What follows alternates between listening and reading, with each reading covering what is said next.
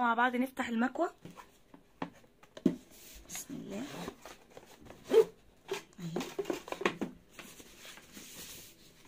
حلوة جدا جميلة قوي، مبروك على صاحبتها طبعا اهي، ده شكلها. تعالوا نجربها، حلوة قوي. واحلى حاجة بقى ان السلك بتاعها طويل، يعني بقى ايه مش تحتاج مشترك. نجربها مع بعض. احنا كده حطينا الفيشه، بصوا هي نورت من جوه اهي. الزرار ده تقريبا بيظبط السخونيه، درجه السخونيه، الزرار اللي هو جوه ده.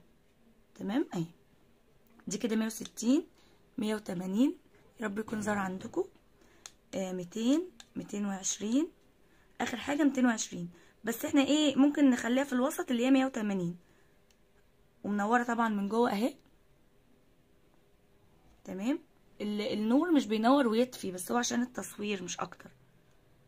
لا حلوه جدا ما شاء الله، مبروك على صاحبتها، حلوه قوي. طبعا بنطفي من هنا اهي اهو. هي اول ما بتسخن بتدينا درجه 160 مثلا، فبتقوم تفصل بقى خلاص. انت كده خدتي نسبه السخونيه بتاعتها. لا ما شاء الله حلوه جدا.